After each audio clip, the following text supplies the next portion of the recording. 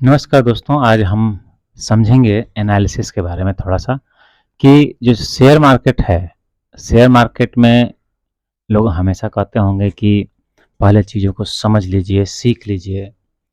तो आखिर क्या पढ़ना है, क्या सीखना है, क्या समझना है जिससे कि शेयर मार्केट में प्रॉफ़िट बनाया जाए? तो यहाँ पे बहुत ही बेसिक सी बात हम लोग लेकर आए हैं अभी समझने के लिए कि एनालिसिस होती क्या है? तो जब हम किसी शेयर की बात कर रहे होते हैं तो हमें अगर उस शेयर को खरीदना है, लॉन्ग टर्म के लिए खरीदना है या शॉर्ट टर्म के लिए खरीदना है, तो हमें 2 चीज़ों को ध्यान में रखना होता है। पहला है फंडामेंटल एनालिसिस और दूसरा है टेक्निकल एनालिसिस। अगर हम ये 2 बातें समझते हैं, तो किसी भी शेयर में हमारे नुकसान होने की संभावना कम हो जाएगी या हमें इस बात का अंदाज़ा हो जाएगा कि हमारा जो प्रॉफ़िट है, वो किस लेवल तक हो सकता है या अगर लॉस होने की स्थिति बनती है, तो मैक्सिमम कितना लॉस हो सकता है। ये चीज़ें यहाँ से आपको आसानी से समझ में आ सकती हैं। तो इसमें सबसे पहले हम लोग जो करते हैं क्या, फंडामेंटल एनालिसिस को यहाँ पे समझते हैं। फंडामेंटल एनालिसिस कुछ लोगों के लिए इम्पोर्टेंट नहीं है, लेकिन अधिकतर लोगों के लिए ये इम्पोर्टेंट हो जाता है, जिसमें कि उस बिज़नेस को, जिसके शेयर्स आप खरीदने जा रहे हैं, उस बिज़नेस के सिस्टम को, उस बिज़नेस को समझना आपके लिए ज़रूरी होता है।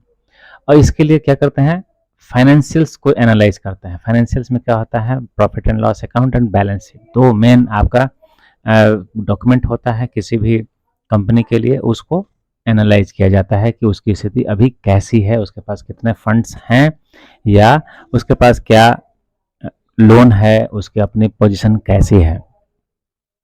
उसके बाद देखते हैं उसके मैनेजमेंट को कि मैनेजमेंट का पास्ट बैकग्राउंड कैसा रहा है, मैनेजमेंट ने किस प्रकार का परफॉर्मेंस दिया है पहले, और वो किस तरह की इंडस्ट्री में वो बिजनेस है। जैसे अगर हम मान लीजिए टाटा मोटर्स की बात कर रहे हैं तो उसकी इंडस्ट्री ऑटोमोबाइल है। अगर हम सिप्ला की बात करेंगे तो वो फार्मा सेक्टर की एक कंपनी है। तो वो इंडस्ट्री को भी हम लोग एवेल्युएट करेंगे कि वो किस प्रकार की इंडस्ट्री में है। उसके बाद उसके वैल्यूएशन रेशियोज को देखते हैं। पी रेशियो कब सबसे महत्वपूर्ण है, जो सबसे ज़्यादा चेक भी किया जाता है। इसके अलावा और कई रेशियोज हैं, उनको चेक करते हैं, जिसके आधार पर तय करते हैं कि अभी स्थिति किस प्रकार की है कंपनी की। अब ये भी देखते हैं कि ये सारी चीज़ें जो हैं वो उसी सेक्टर की, उसी इंडस्ट्री की दूसरी जो कंपनीज हैं उनकी स्थिति में उसका क्या स्थान बन रहा है, उससे बेहतर है, उसके कंपटीटर्स बेहतर हैं या वो बेहतर है, इस बात को समझने की कोशिश की जाती है। इसके अलावा हम लोग ये भी समझने की कोशिश करते हैं फंडामेंटल एनालिसिस के तहत कि उस कंपनी को अगर सही मायने में आज के डेट में बेच दिया जाए तो वो कितने रुपए की बिकेगी, उसका अपना वैल्यू क्या है, उसके एसेट्स के वैल्यू क्या है, जिसके आधार पर आप ये समझ सकेंगे कि एकदम एक्चुअल में उसका एक वैल्यू अगर गिरता भी है तो कहाँ तक जा सकता है, वो उसकी इंट्रिंसिक वैल्यू हो जाती है।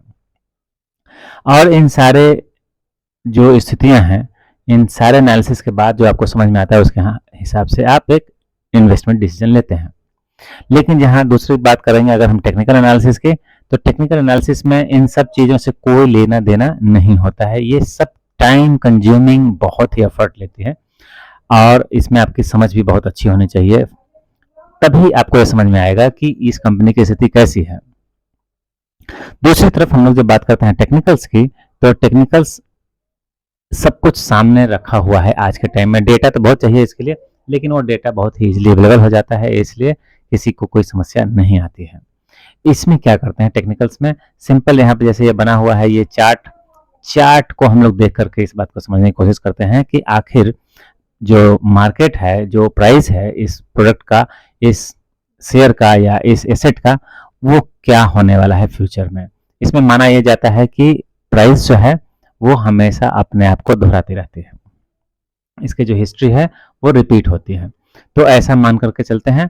और दूसरा कि ये हमेशा ट्रेंड में ही होता है, चाहे तो ऊपर की तरफ या नीचे की तरफ, जो भी इसका एक ट्रेंड होगा एक खास ट्रेंड में चलता है, तो उस ट्रेंड को फॉलो करेगा ये, ऐसा मान करके चलते हैं।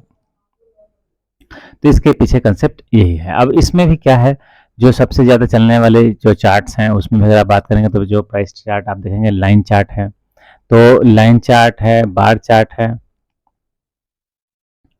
और कैंडलस्टिक चार्ट है। सबसे ज़्यादा जो इन्फॉर्मेटिव है वो कैंडलस्टिक चार्ट है। हम लोग अभी समझेंगे कि कैंडलस्टिक चार्ट क्या होता है। बार चार्ट और लाइन चार्ट में उतना ज़्यादा इन्फॉर्मेशन नहीं आता है। लाइन चार्ट खास करके आप इस्तेमाल कर सकते हैं सपोर्ट लाइन खींचने के लिए या ट्रेंड को पकड़ने के लिए। लाइन चार्ट में आपको आसानी होगी। तो ये तो कुछ चार्ट्स हो गए, इसके अलावा भी कई तरह के चार्ट्स होते हैं जो उनको हम लोग बाद में धीरे धीरे करके समझेंगे, लेकिन ये मेन चार्ट मैंने आपको यहाँ पे बता दिया। वॉल्यूम एक बहुत अच्छा ही इंडिकेटर होता है ये भी, जिसमें देखा जाता है कि जो सामान्य वॉल्यूम है उसकी तुलना में कम वॉल्यूम हो रहा है, मतलब ट्रेड जो हो रहा है वो कम हो रहा है या ज़्यादा हो रहा है, तो उस हिसाब से हम ट्रेंड के साथ इसको जोड़ करके देखते हैं और चीज़ों को समझने की कोशिश करते हैं। उसमें और इंडिकेटर्स अगर आप बात करेंगे टेक्निकल इंडिकेटर्स में, तो सबसे ज़्यादा यूज होने वाला जो इंडिकेटर है वो है मूविंग एवरेज। अलग अलग प्राइस टाइम फ्रेम पर इस मूविंग एवरेज का इस्तेमाल करते हैं। जैसे 5 दिन का हिसाब हो सकता है या 5 का हिसाब हो सकता है, वो आपका 5 मिनट के हिसाब से 5 मिनट हो सकता है, 1 मिनट के लिए भी 5 का हिसाब हो सकता है, या वो दिन या सप्ताह महीनों का हिसाब भी हो सकता है। तो मूविंग एवरेज अलग अलग टाइम फ्रेम के साथ ही इस्तेमाल होते हैं। इसमें दो सबसे इंपॉर्टेंट मूविंग एवरेज है, सिंपल मूविंग एवरेज और एक्सपोनेंशियल मूविंग एवरेज। तो ये दो ही इसमें ज़्यादा इस्तेमाल होते हैं। सिर्फ आप टाइम बदल सकते हैं। मान लीजिए आप 5 रख सकते हैं, आप 9 रख सकते हैं, आप 12 रख सकते हैं, आप 15 रख सकते हैं, जो आप चाहें वो आप कर सकते हैं। रिलेटिव स्ट्रेंथ इंडेक्स ये भी एक बहुत ही इम्पोर्टेंट इंडिकेटर है। इसमें 2 लेवल्स ऊपर और नीचे तय कर दिए जाते हैं। जनरली इसको 30 और 70 के बीच में माना जाता है कि 30 के ऊपर अगर ये इंडिकेटर चला जाता है तो ये ओवरबॉट सिचुएशन है, और अगर मार्केट 30 के नीचे आ जाता है तो ओवर सोल्ड सिचुएशन है। तो यहाँ से ये माना जाता है कि ये रिवर्स करेगा, अगर 70 के ऊपर गया तो नीचे आएगा, अगर 30 के नीचे गया तो ये ऊपर जा सकता है, ऐसा माना जाता है। उसी प्रकार से MACD ये भी एक इंडिकेटर है जिसका इस्तेमाल किया जाता है, और इन सब चीज़ों को एक साथ मिलाकर देखने से आपको ज़्यादा चीज़ें स्पष्ट होती हैं, और उस स्थिति में ही आप ये समझ पाते हैं कि किस प्रकार का हमें डिसीजन लेना है, उसमें एंट्री लेनी है, ट्रेड लेना है या नहीं लेना है। तो ये बहुत ही सिंपल सी बात हो गई यहाँ पे टेक्निकल एनालिसिस और फंडामेंटल एनालिसिस की, लेकिन जितनी आसानी से मैंने बता दिया ये उतना आसान नहीं है। इसे समझने की ज़रूरत है, थोड़ा समय देने की ज़रूरत है, और एक एक करके चीज़ों को जानने की ज़रूरत है, तभी आप इसमें ज़्यादा बेहतर कर सकते हैं। अगले वीडियो में हम लोग समझेंगे candle analysis, candle stick analysis. Candle stick क्या होता है, इसके कितने टाइप होते हैं, इसमें भी अलग अलग पैटर्न्स होते हैं, और जिसके हिसाब से आप ये पता लगा सकते हैं कि नेक्स्ट मूव किस प्रकार का होने वाला है मार्केट के अंदर। तो अगले वीडियो में हम लोग कैंडलस्टिक की सिंपल चीज़ों को समझेंगे, ताकि जब मुश्किल वाली स्थिति बने उस समय तक आप चीज़ों को अच्छे से समझ लें। धन्यवाद।